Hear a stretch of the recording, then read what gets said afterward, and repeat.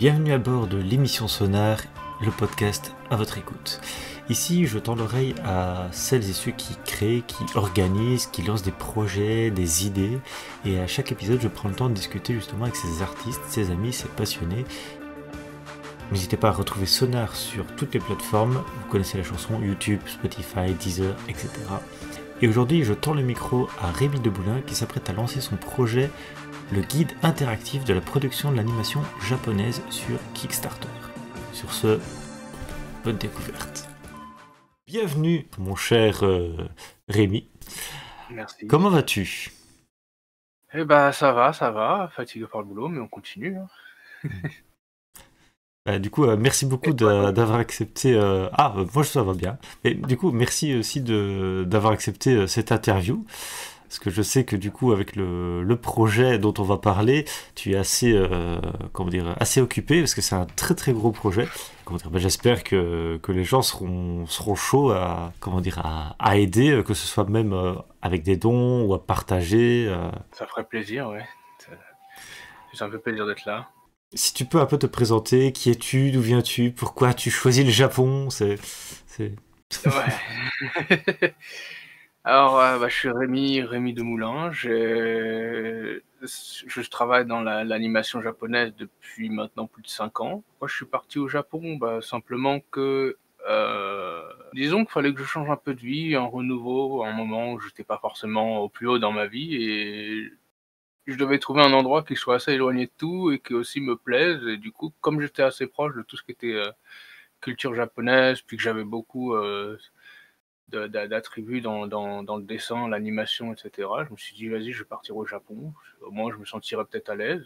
Et puis voilà, ça a marché, c'était tranquille. Et puis là, voilà, ça fait plus de 5 ans que je suis au Japon. Et que je bosse avec des studios régulièrement, etc., en tant que freelance, bien entendu. Mais je me souviens que tu avais déjà une affinité avec l'apprentissage de la langue japonaise. Ouais, c'est vrai que j'avais appris avant, enfin pas appris, disons que avec des amis, des Japonais qui m'avaient ajouté sur Facebook, ça date. Et puis ils me parlaient qu'en japonais, et parfois en anglais, mais souvent c'était difficile à se comprendre. Du coup, je me suis un peu forcé au début à apprendre le japonais. Et petit à petit, en fait, c'est rentré et j'ai vraiment appris principalement en parlant avec des Japonais plus qu'en ouvrant des bouquins, quoi. Et quand je suis arrivé au Japon, j'avais déjà des bases et en fait, j'ai poursuivi un peu plus en rencontrant plus de personnes, discutant, etc. Comme dirait, j'ai appris un peu comme un bébé qui apprend la langue en écoutant tout ce qui se passe autour. Et puis, Ça, c'est comme ça que c'est en pratiquant qu'on apprend le mieux. ça aide énormément, ouais, ça aide énormément. Quelle a été un peu ta première expérience dans l'animation? Oh, alors, ma première expérience dans l'animation était très catastrophique, comme beaucoup de gens d'ailleurs. Commencer, c'est comment je suis rentré, c'est un peu particulier parce que de base, j'ai essayé de rentrer en faisant en approchant les studios, pardon, euh, avec tu sais, les CV, lettres de motivation, tout ça. Donc je leur envoyais par courrier. Il y a des fois où j'allais carrément toquer à la porte en disant bonjour, j'aimerais participer, j'aimerais être là en tant qu'animateur et tout. Est-ce que vous me prenez? Toujours des refus, hein, forcément. Ils recrutaient pas, surtout que c'était pas non plus la saison parce qu'ils le font principalement en mars, après la fin des écoles. Au final, j'ai un pote qui avait commencé en passant par internet, lui, et je lui dis, enfin je le connaissais déjà bien avant, on faisait des projets ensemble. Dorian Coulon, si jamais les gens reconnaissent, hein. On était sur une série Bleach fan d'anime avant, et donc lui il est rentré avant moi dans la Japanime, et ensuite je lui dis, mais comment tu fais pour, pour, pour rentrer dedans, parce que j'ai postulé machin et ils prennent pas, quoi. Il me dit, en fait c'est simple, tu vas sur Twitter, tu fais un compte. Alors déjà moi Twitter, tout ce qui est réseaux sociaux j'ai déjà du mal, mais Twitter j'y allais jamais, alors je me suis dit vas-y, on va faire un compte alors. Et en fait il faut suivre des comptes particuliers, donc les comptes de PA, donc Production Assistant, assistant de production. Et quand tu les suis, en fait tu postes quelques animes que tu as faites pour faire un mini portfolio sur ton Twitter, et ensuite ils te contactent ou tu essaies de les contacter toi-même. Et la journée même j'ai été contacté par Mappa Studio, un des plus gros studios. Et au final, il me disait, ouais, bah, je veux, on a un projet, c'est Kakegurui, est-ce que tu veux participer? Je fais, bah, vas-y. Alors, Kakegurui, c'est un animé, pour ceux qui connaissent, hein, déjà, mais pour ceux qui connaissent pas, c'est un truc sur du gambling, donc tout ce qui est paris d'argent, etc. Mais c'est un peu, ils risquent leur vie et il y a le personnage principal, elle est un peu masochiste de ça, quoi. Elle devient folle dingue dès que sa vie est en jeu. Et au final, j'attendais pour le truc, et en attendant, il me dit, tiens, si tu veux, il y a un cut, enfin, un shot à faire rapidement. Mhm. Est-ce que tu peux le faire? Par contre, il y a 24 heures pour le faire. Ouais. Je fais d'accord, vas-y, je vais accepter. Premier tas, je me dis, ça va pas être si long que ça quand même. Et je vois le cut, c'est quoi? C'est 6 personnages qui font coucou à la caméra, qui sont dans un bus, qui bouge et tout. Et je suis là en mode, ah ouais, ah bon, bah écoute, je vais essayer de me débrouiller. J'ai pas dormi de la nuit. J'ai fait le shot en, je l'ai fait un peu plus de 24 heures. Je pouvais pas faire, enfin pas un peu plus de 24 heures. Disons que il me l'avait envoyé le soir d'avant, et puis j'avais dormi, je l'ai vu le message comme matin la veille. Et donc t'avais Et déjà encore moins de temps. encore moins de temps. Et malgré tout, j'ai réussi à me dépatouiller pour le faire. Et j'ai fait tellement d'erreurs là-dedans, des erreurs de débutant, bien entendu, parce que bah, je connaissais pas encore totalement la pipeline japonaise au tout début. Et des fois, je demandais des aides à des gens, puis ils me disent, mais je sais pas comment faire ça, je sais pas, et tout. Puis j'étais là en mode, mais mec, t'es dans l'industrie depuis un bout de temps, tu sais pas ça, enfin, j'en sais rien. Et au final, bon, bah, je me suis quand même dépatouillé, et ça a quand même marché avec tout le peu d'informations que j'avais, et le peu de skill aussi que j'avais. Mais c'est passé, et puis voilà, j'ai pu faire le Nigen après, et puis tout est bien qui finit bien au final. Mais c'était vraiment désastreux, mon premier travail. Comme t'as dit, tu t'es débrouillé et puis t'étais là pour apprendre un peu aussi. Donc voilà, t'as Ouais. testé. Tu parlais de pipeline, tout ça. Enfin, on y reviendra par après. Mais du coup, je pense qu'on peut parler justement de ton projet. Enfin, d'abord un peu l'origine du projet, tout ça. Qu'est-ce que c'est exactement? Qu'est-ce que tu as lancé justement, enfin qu'est-ce que tu vas lancer récemment, étant donné que cette vidéo va sortir un jour avant, je crois. Alors bah mon projet c'est Animego. Animego qui est un titre que j'ai choisi spécialement parce que bah, animé, on parle d'animation, d'animé. Et Go, en fait, il y a deux façons de le lire, c'est-à-dire soit Go en mode let's go, on y va en avant, ou Go qui aussi en japonais peut signifier un peu la langue. Alors principalement dans certaines situations précises, notamment par exemple quand tu dis la langue française, tu vas dire Furansu, la France, et tu rajoutes Go derrière qui veut dire France Go, et ça veut dire le français en fait, tout simplement. Euh, et du coup, de cette manière, j'ai fait en fait Animego, la langue de l'animation japonaise, la langue des animés. Et le principe, c'est simplement de faire un site web, en fait, un guide interactif. C'est pour les personnes qui veulent se préparer, principalement aussi pour apprendre à faire de l'animation en suivant la pipeline japonaise. Attends, pour ceux qui ne Notamment, savent pas, qu'est-ce que c'est une pipeline déjà? oh, en gros, le pipeline, c'est un peu comment on fait un projet. C'est-à-dire, par exemple, dans l'animation, quand tu commences un projet, dépendamment du projet, il y a des... Si le manga existe déjà, en fait, ils vont récupérer le manga en base comme script. Et en fait, des personnes vont utiliser le script, donc le manga, pour faire le storyboard. Et ensuite, en partant du storyboard, on va faire la première phase d'animation. Après, il y a des corrections. Et en fait, chaque étape, c'est une part du pipeline. Donc, jusqu'à arriver à la sortie, qui est la sortie définitive. Donc, du coup, le pipeline, c'est vraiment chaque étape jusqu'à la sortie définitive. Tu Alors, je parlais tout pense à que l'heure justement de pipeline japonaise. Du coup, j'imagine bah il y a des méthodes un peu différentes. Tu connaissais déjà une certaine façon de faire en France Alors ou oui, dans c'est les ça. écoles dans lesquelles tu as été. Et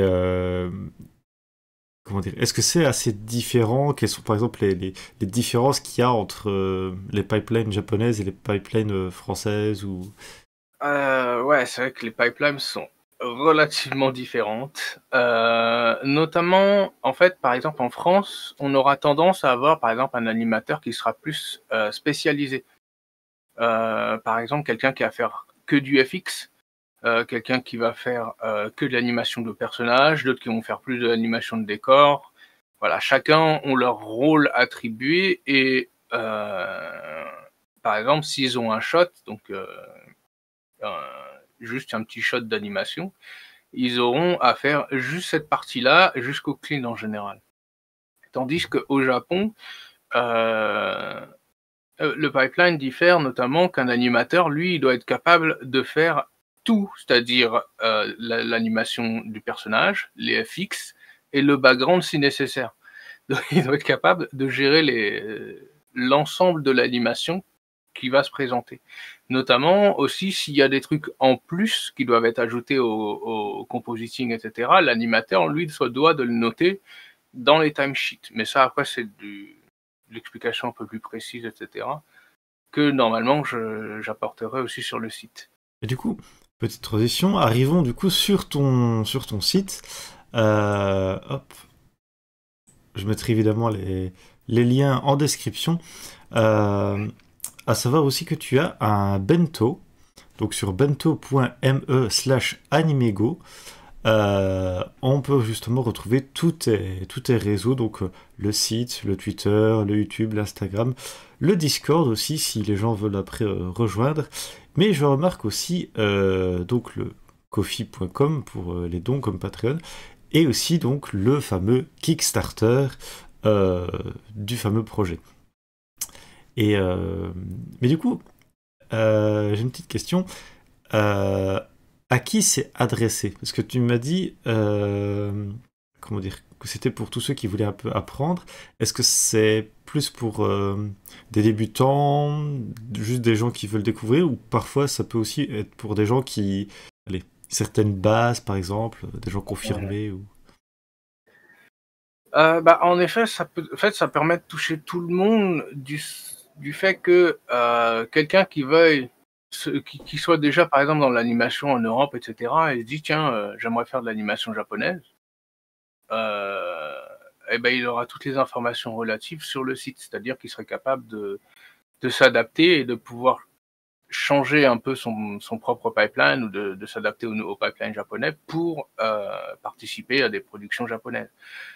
Sans être perdu, et s'il a besoin de savoir comment remplir une timesheet, parce que je crois qu'en Europe on ne fait pas la même chose. Moi je dis j'ai pas l'habitude de la pipeline européenne, donc j'ai pas tous les faits et gestes là-bas, mais je connais très bien celle japonaise assez profondément. Du coup, je serais assez capable de dire qu'est-ce qu'il faut remplir, qu'est-ce qu'il faut faire, pas faire, etc. Donc, pour n'importe qui, c'est-à-dire que même quelqu'un qui est juste intéressé pour savoir comment on fait une animation au Japon, comment ça marche, etc., il y aura toujours des références. Si quelqu'un veut juste apprendre comment faire, sans forcément s'investir plus que ça, pour aussi les professionnels qui des fois ont des trous de mémoire et qui se disent mince, je sais plus comment on écrit ça, puis ils ont juste à faire une recherche et ils le trouveront automatiquement. Voilà, ça peut s'adresser à n'importe qui ont un intérêt, ne serait-ce que pour l'animation japonaise, ou ne serait-ce que qui veulent se professionnaliser dedans ou quoi. Ou même juste l'animation en général, ou comment dire, Oui avoir aussi. comment dire, voir un petit peu le making of, comment ça fonctionne et tout. Ça... Pourquoi ce projet? Qu'est-ce qui t'a fait vouloir donner naissance à ce projet-là? En gros, comme je t'ai dit, mon entrée dans l'animation japonaise était catastrophique. Ne serait-ce que même pour moi, chercher ce que comment remplir une timesheet, parce que j'avais jamais fait ça avant la première fois. Autant j'arrive à comprendre les choses assez facilement, donc c'était pas trop compliqué de savoir que dans la celle A, faut remplir 1, 2, 3, 4, 5 selon le numéro de celle que tu as. Mais à un certain moment, quand il y a des SL, donc des slides, donc ça permet de faire glisser des éléments dans l'écran, ces termes-là, je les avais pas. Et j'avais beau des fois les chercher, je trouvais rien. Ou même en anglais, des fois, il y avait deux trois trucs, mais ça avait rien à voir avec ce que je devais faire. Et en fait, des sites comme ça, il y en a quasiment pas, ou alors faut chercher, mais faut vraiment les trouver, au fin fond de nulle part, j'ai l'impression. Maintenant, il y en a de plus en plus qui sortent de temps en temps, mais je les trouve pas assez précis, pas assez directs vis-à-vis de ce que tu peux faire, en fait, avec certains éléments. Et mon but, en fait, c'est vraiment de présenter, par exemple, comment tu fais un slide, comment tu le remplis dans une timesheet, comment tu le transmets dans, l'animation que tu fais. Et comme ça, la personne, dès qu'elle veut faire un slide, elle sait exactement ce qu'elle doit faire et pas juste dire: «Bah, un slide, ça te permet juste de faire bouger le un élément dans ton animation, point, quoi». Il y avait rien dessus. Et je me dis que, si j'avais eu un site comme ça avant, j'aurais pu, m'en sortir 1000 fois mieux pour ma 1re fois, quoi. Du coup, ton but, c'est vraiment de montrer aussi un peu si je me permets ce petit jeu de mots, trouver un petit peu enfin, montrer un peu les points clés de l'animation japonaise. Et- C'est ça, c'est ça. C'est pas mal. Il faut l'avoir quand même, mais pas mal. Mais du coup, sur ton site, il y a pas mal d'explications sur pas mal de termes techniques propres au Japon. Bon, tu m'excuseras mon accent japonais, mais le Renshu, Benkyu, tout ça, toutes ces techniques-là, on peut d'ailleurs voir à chaque fois une sorte d'explication qu'il y a sur ton site, qu'est-ce que c'est exactement. Mais tu as pas mal de choses assez différentes là-dessus. Est-ce que tu peux Mmh. nous en parler? Alors ouais, c'est vrai que je les ai expliqués seulement quand tu vas sur la page normalement. Mais par exemple, Benkyo, ça veut dire étudier. C'est vraiment quand, pour les gens qui veulent étudier l'animation japonaise, comment faire et cetera, les étapes, les bases en fait, pour le faire. Et en fait, l'Enshu, que je n'ai pas encore attaqué, maintenant, mais ça va venir dans le futur, en fait, ce sera, de la pratique. L'Enshu, c'est pratiquer en fait. Et du coup, je mettrai des sortes de petits exercices et cetera qui permettent de pratiquer, de pouvoir, s'exercer en fait à faire de la japanime et cetera. Et bien sûr, si des gens veulent avoir des retours ou quoi que ce soit, il y a le Discord qui est toujours ouvert.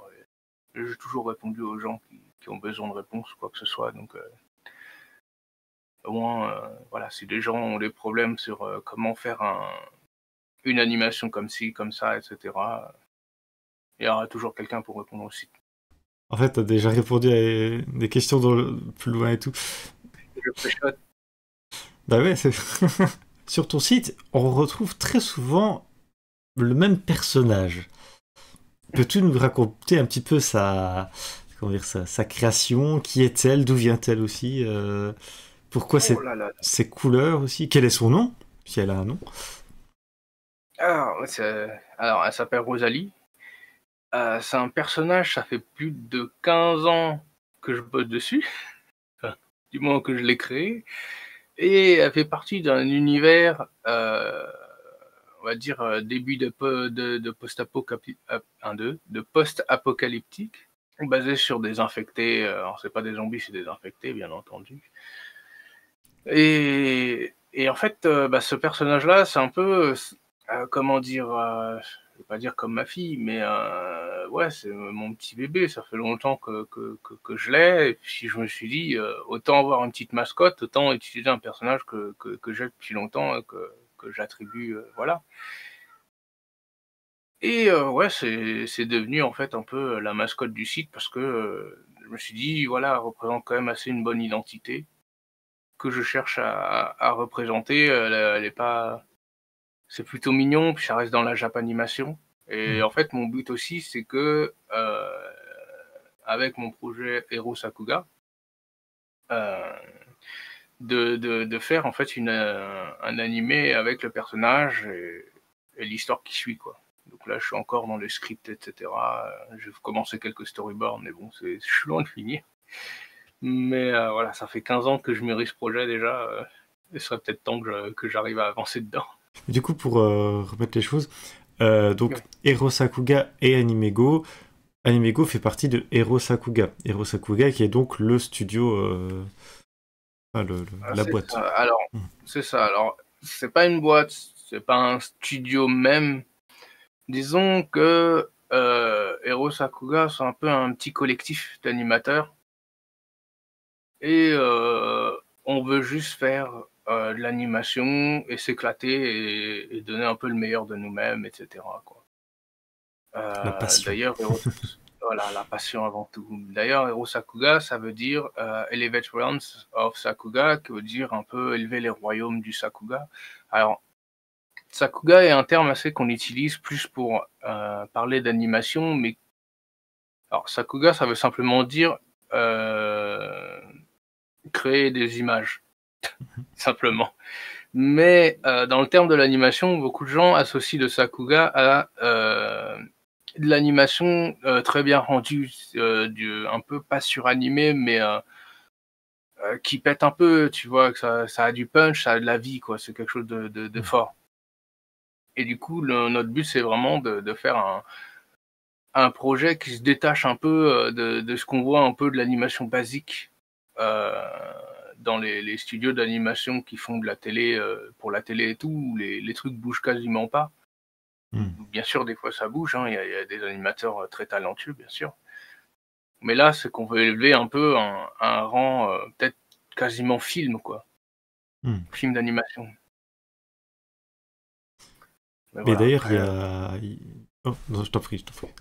Ah non, c'est juste pour dire, après ça prend du temps comme tout, hein, l'animation, c'est pas. C'est de l'investissement. Mm.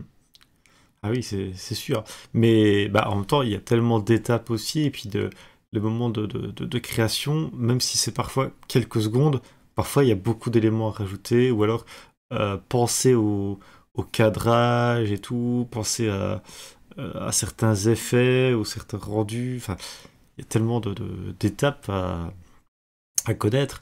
Et, euh, et parfois, oui, on se rend pas toujours compte justement du temps que ça peut prendre.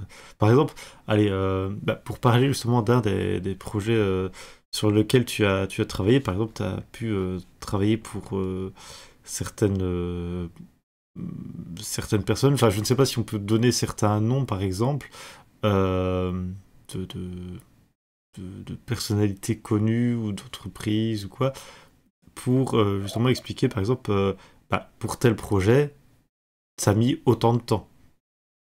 C'est pour donner Hmm. une petite échelle.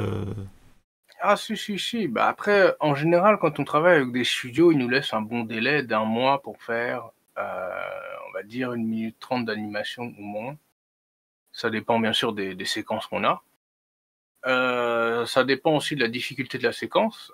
C'est ça des cuts d'action, généralement, ça prend un peu plus de temps vis-à-vis de ce qu'on met dedans, qui est des FX, tout ce qui est mouvement, la chorégraphie, tout ça. Tout ce qui est aussi Kara acting, ça peut prendre beaucoup plus de temps que l'action d'ailleurs.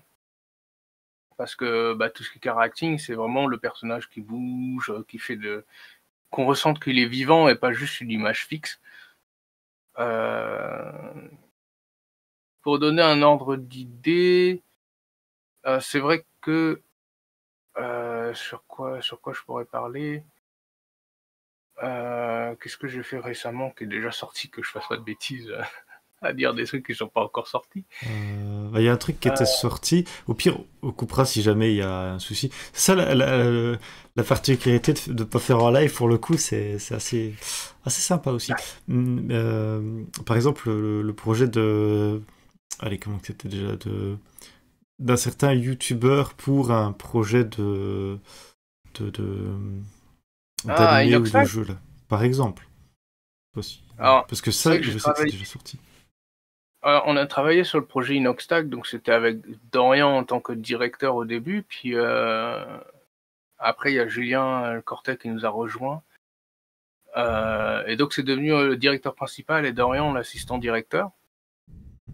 Et le projet a pris, je crois qu'il a dû prendre 6 à 8 mois, si je dis pas de bêtises. Alors j'ai pas les délais exacts, parce qu'à un moment moi j'étais tellement pris que je pouvais pas participer à la partie des pauses clés, tout ça. Et surtout qu'ils ont suivi un pipeline plus francophone à ce moment-là que à la japonaise. Bien sûr, on a essayé de s'adapter parce qu'on était un peu court dans les temps, donc il fallait quelque chose qu'ils connaissaient déjà bien. Et, et du coup, j'ai plus assisté tout ce qui était clean, colo, etc. Donc tout ce qui était assistance à la fin, où j'avais plus de temps d'ailleurs à ce moment-là. Mais ouais, ça nous a pris un bon 6 à 8 mois quoi, pour le faire. Et c'est une animation, bah, on mettra les liens en dessous aussi pour donner une idée, mais c'était une animation à peu près d'une durée d'à peu près combien de temps, si tu te souviens, même à la louche. Je crois que c'était environ 1 minute 30, quelque chose comme ça. Si je dis pas de bêtises. Le truc, c'est que c'est vrai qu'Inox voulait qu'on fasse un peu plus, mais bon, après, tout ce qui était timing, etc., c'était beaucoup plus compliqué. Et du coup, on a tout donné pour que ce soit en fait beau à voir dans l'ensemble et que ce soit faisable dans les temps, en fait, aussi. Mais voilà, on a tout donné pour que l'animation soit bien propre, très bien animée, pour pas qu'on ressente de vide, tu vois, les petits moments de creux où il se passe rien. Donc on a essayé de donner un bon rythme. Bon, après, c'est pas moi qui ai fait le storyboard, c'est Charline. Enfin, tout a été suivi très bien de toute façon, hein. Mais bon, comme j'étais plus dans l'assistanat à ce moment-là, j'étais pas trop au courant de ce qui se passait au-dessus à ce moment-là, sur ce projet-là, quoi. Ah, t'as été un des rouages importants et au final, bah, comment dire, cette vidéo est assez quali, hein. Très dynamique justement aussi, la colo était bien et tout. Franchement, personnellement, je ne suis pas Inoxtag, mais voilà, j'ai vu cette vidéo. Le projet a fait parler de lui. Le projet était très ambitieux. ouais. En plus, c'était juste après l'Everest, donc Kaizen. c'était un peu le pic en fait montant des viewers, quoi. Ça a enchaîné 2 gros projets comme ça. Non, c'est cool, c'est cool. Et Une en vrai, montagne bosser, physique et une c'est vraiment montagne numérique. exactement. T'aurais Au sol. voulu avoir ce site quand toi t'as commencé. Mais du coup, pourquoi avoir choisi par exemple Kickstarter pour lancer ce projet? Kickstarter, ça aurait pu être une autre plateforme en soi. En fait, c'est juste que le projet, il me prend tellement de temps, d'énergie, etc., que des fois, je dois m'arrêter de travailler si je veux remplir de plus en plus le truc, quoi. Hmm. Ça fait déjà, là, on est en novembre, septembre, pardon. Ça va faire quasiment 10 à 11 mois que je travaille dessus. J'ai commencé en fin d'année dernière à coder le site, etc., à commencer à poser les bases en fait de qu'est-ce que je veux montrer dessus, etc. Et ça continue de se peaufiner de toute façon, hein. Le site il va évoluer avec le temps et ça c'est sûr et certain. Euh, et puis ouais, le but c'est que je puisse en fait avoir une sorte de petit investissement monétaire. Comme ça, je suis capable de mettre plus de temps sur le site qu'avoir à charbonner sur de l'animation en attendant pour payer mes pauvres factures. Ouais, parce que ça, c'est le temps, etc., que j'utilise pour le site, je bosserai pas en tant qu'animateur. Donc forcément, c'est juste histoire d'avoir une balance d'investissement. Après, c'est aussi pour les gens qui se disent qu'ils veulent avoir un truc de qualité aussi, ou alors qu'ils l'auront plus rapidement aussi. Ah non, non, non. Mais après, c'est juste, ouais, bah, plus j'aurai d'investissement, moins j'aurai à travailler sur des productions. Du coup, plus tôt je pourrais en fait sortir plus de contenu sur le site, notamment pour tout ce qui est remplissage de timesheets, je l'ai mis en priorité. Après, il Il y a tous les rôles dans l'industrie que je suis en train de travailler aussi.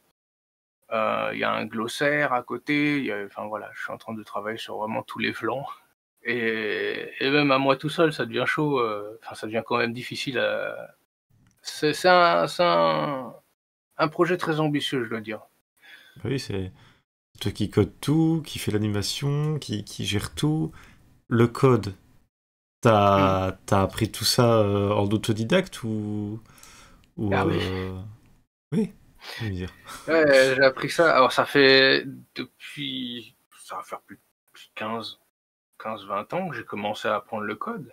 Bon, c'était du HTML au tout début, mais en fait, petit à petit, je me suis spécialisé dans le PHP et tout ça. Bien sûr, la base, ça reste du WordPress, hein. Je vais pas inventer. Mais le thème, tout ça, l'organisation de tout le site et tout, bah, c'est moi qui l'ai fait. J'essaie de créer un design qui soit approprié et que je me dis qu'il soit pas trop embêtant à naviguer, quoi. Hmm. Au moins les choses sont faciles à trouver d'un clic ou deux et puis voilà, tout est organisé, tout est propre.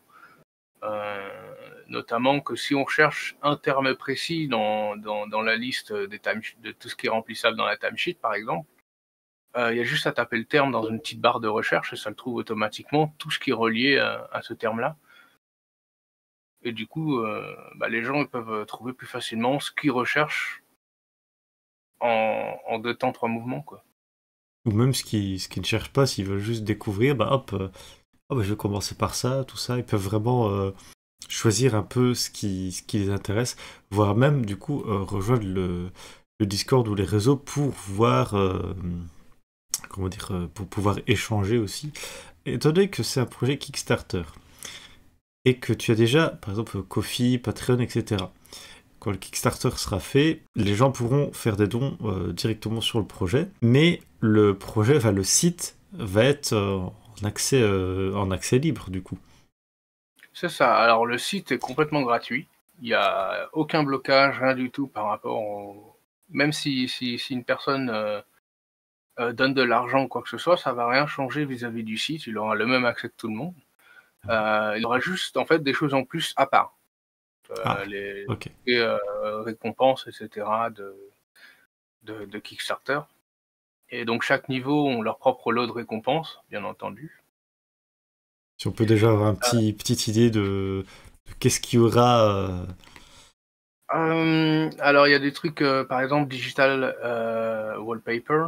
Alors c'est vrai que j'ai en anglais, mais des fonds d'écran. Qu'est-ce que il y a Je suis en train de réfléchir. Qu'est-ce que j'ai mis? Ça fait longtemps que je les ai écrits et du coup c'est un peu. C'est par exemple un accès prioritaire à un channel Discord Il y ou a ça, il y a des aides particulières, c'est-à-dire que certaines personnes qui auront, par exemple, qui veulent se mettre dans l'animation, etc., qui auront droit à des aides directes, comme pas un petit cours, mais plus il me présente ses animations, son portfolio, ce qu'il veut, et puis je peux apporter des critiques, des trucs comme ça, ou même demander à d'autres personnes du professionnel pour apporter leurs critiques s'ils le veulent bien. Et, et puis voilà, comme ça, en fait, notre but, c'est aussi de s'entraider, etc. Donc, c'est toujours des petites touches en plus. Euh, il y a même des rangs où on peut s'occuper de faire des avatars pour les personnes, tu sais, icônes de profil, etc. ou truc de Euh, VTuber peut-être. Enfin, pas VTuber, mais on va pas jusque-là, ça, euh, ça va être compliqué. Mais non, c'est plus des images pour mettre en photo de profil, par exemple, ou alors même animées, quoi. oui, quand je disais VTuber, je pensais en fait personnage animé, mais pas en 3D, tu vois. Ah Euh, oui, non. Juste une image, mais par exemple sur OBS, je sais qu'il y a pas mal de gens qui utilisent ça, que quand tu parles, le personnage va changer. Et c'est juste deux Ah images oui, en non. fait. Mais C'est le je sais truc plus de comment ça s'appelle. Spine, mais c'est sur Spine, mais je crois qu'ils utilisent sur FaceRig, des trucs comme ça, mais je suis pas sûr de ça, mais non, on va pas aller jusque-là. On peut faire un personnage qui parle tout simplement. Par exemple, sur Discord, dès qu'une personne parle, ça fait paku paku avec la bouche, comme on dit en termes japonais. Un peu comme un GIF finalement. C'est ça.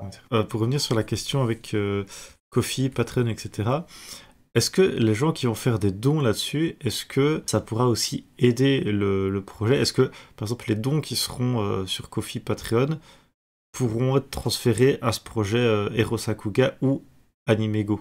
Ou c'est un truc un peu à part Principalement, les dons faits sur Kickstarter sont pour Animego. Tout ce qui est sur Patreon, c'est pour Hero Sakuga, donc ça n'a rien à voir. Ok. Sur Ko-fi, pareil, c'est plus des dons, on va dire, pour Animego, aider, etc. Mais il n'y aura pas de récompense derrière comme il y a sur Kickstarter, quoi. C'est pas pareil. Surtout que les dons sur Patreon, ils ont déjà leur lot en fait attribué. Principalement, c'est des accès sur Discord, par exemple, ou des accès particuliers par rapport à certains contenus qu'on propose sur Patreon directement. Du coup, si vous voulez la totalité, il y a le Kickstarter, le Patreon, Kickstarter, et le Ko-fi, tout. Mais voilà, ma question c'était surtout savoir un peu les différences entre les trois Bien possibilités d'aider les deux différents projets. Savoir un peu ton business plan, ton business model. Oh, wow. Oh, moi, je suis vraiment qui en tout ce qui est business, etc. Donc, je suis surtout un travailleur. Donc après, c'est vrai que tout ce qui est communication, tout ça, je suis pas habitué. En tout cas, j'espère que je vais pouvoir pouvoir mettre, de donner un peu d'énergie à ce projet, que ce soit financièrement ou surtout en partageant justement tout ça. Mais en même temps, petit aparté, ça fait longtemps que j'ai plus fait d'interview, du coup, voilà, faut le temps que je me re-rôde un petit peu. Il y a pas de problème. Vous venez d'écouter un épisode de Sonar. Merci beaucoup. N'hésitez pas à checker nos autres réseaux pour découvrir tout ce que nous vous partageons.